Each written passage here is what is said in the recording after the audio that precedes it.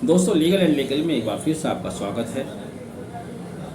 Supreme court के संबंध में बहुत समय से कई राज्यों द्वारा मांग की जा रही है, खासतौर से अधिवक्ताओं द्वारा, बार एसोसिएशन द्वारा और एनजीओज द्वारा कि सुप्रीम कोर्ट की कुछ बेंचेस भारत के दूसरे राज्यों में भी स्थापित की जानी चाहिए, रीजनल बेंचेस। जैसे कि आप जानते हैं, भारत एक विशाल देश है। कश्मीर से लेकर कन्याकुमारी तक बहुत बड़ा रकबा भारत के पास है। कन्याकुमारी से कोई व्यक्ति अगर सुप्रीम कोर्ट आना चाहता है तो जैसे हर देश का एक सुप्रीम कोर्ट होता है, भारत का भी एक सुप्रीम कोर्ट है जो कि दिल्ली में स्थापित है। तो उसको बहुत परेशानी का सामना होता है, कई दिन का समय भी लगता है, डिपेंड करता है किस तरह से यात्रा करके आ रहा है। इन्हीं परेशानी को देखते हुए कई राज्यों द्वारा मांग की जा रही थी, कई सालों से मांग की जा रही थी कि सुप्रीम कोर्ट की रीजनल ब्रांचेस कुछ दूर के राज्यों में भी स्थापित होनी चाहिए।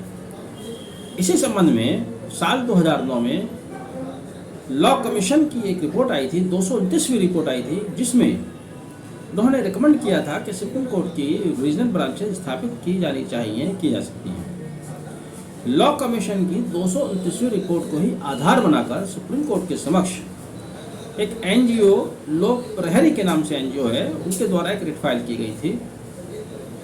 लोक प्रहरी एनजीओ के general secretary S N Shukla स्वयं सुप्रीम कोर्ट में आर्ग्यू कर रहे थे और इस रिट को सुन रहे थे जस्टिस चंद्रचूड़ और हिमा दास कोहली। लेकिन आज जो खास बात इसमें हुई है, जिसके लिए आज हम इस पर चर्चा कर रहे हैं, इतने सालों से चली आ रही है चर्चा, ऐसा लगता है कि जस्टिस चंद्रचूड़ ने उसके ऊपर पूर्ण विराम लगा दिया है, फुल स्टॉप लगा दिया है। जस्टिस चंद्रचूड़ का कहना था, चूँकि अब वर्चुअल कोर्ट हम कर रहे हैं, हम वीसी हैं और पूरे देश से कहीं से भी अधिवक्ता हमें एड्रेस कर सकते हैं, इसलिए अब रीजनल बेंचेस की ज़रूरत नहीं है।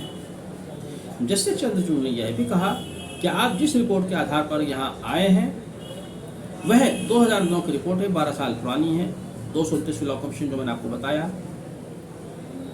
अब टेक्नोलॉजी चेंज हो चुकी है, जस्टिस चंद्रचूड़ का कहना है।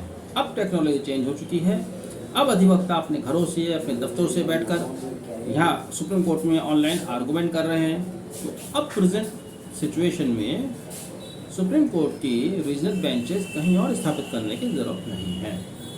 साथ ही उन्होंने पिटिशन को ये भी पूछा कि भाई आपका क्या अधिकार है, आप आर्टिकल 130 पर बात कर रहे हैं।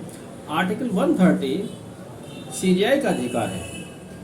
भारत का संविधान 1950 आर्टिकल 130 कहता है कि चीफ जस्टिस ऑफ इंडिया, जो कि सुप्रीम कोर्ट के चीफ जस्टिस होंगे, वह दिल्ली में बैठकर केसेस को सुनेंगे और यदि वे चाहें तो दिल्ली के अलावा किसी और स्थान पर भी बैठ सकते हैं राष्ट्रपति की सहमति से।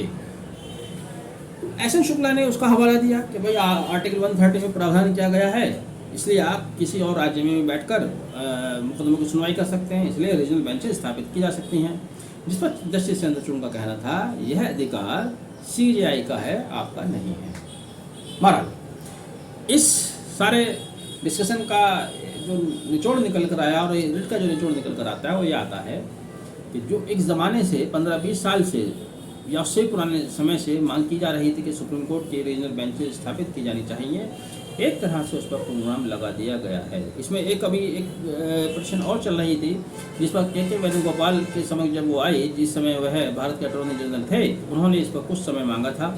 अब वो खैर वो रिटायर ही हो गए हैं, अभी उस पर दोबारा हियरिंग नहीं हुई है। लेकिन जो आज जस्टिस चंद्रचूड़ का व्यू आया है, ये भी मैं समझता हूँ सबको सुपरसीड करेगा, क्योंकि ये बात सही है कि टेक्नोलॉजी का ज़माना है और इंडिया ही नहीं पूरी दुनिया से लोग कहीं से बैठ कर वहाँ अपियर हो सकते हैं।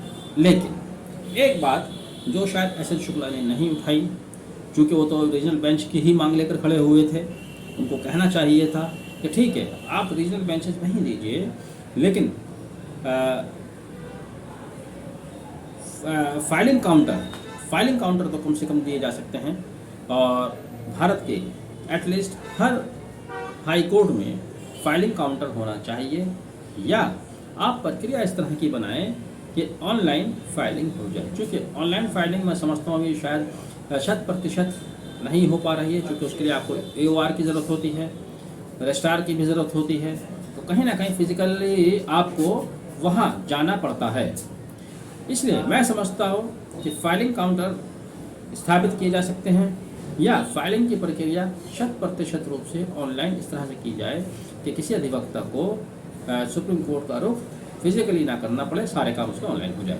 बहरहाल अगर इस तरह की चीज़ें हैं, टेक्नोलॉजी का प्रयोग किया जाता है तो उसमें कोई हर्ज भी नहीं होना चाहिए, और इस तरह से बहुत सारी मांगें समाप्त हो जाती हैं। मैं इशारा कर रहा हूँ, कह नहीं रहा हूँ कौन सी मांगें समाप्त हो जाती हैं अगर टेक्नोलॉजी का प्रॉपर तरीके से इस्तेमाल किया जाए। बहरहाल आपने वीडियो तक देखा, thank you, have a nice day.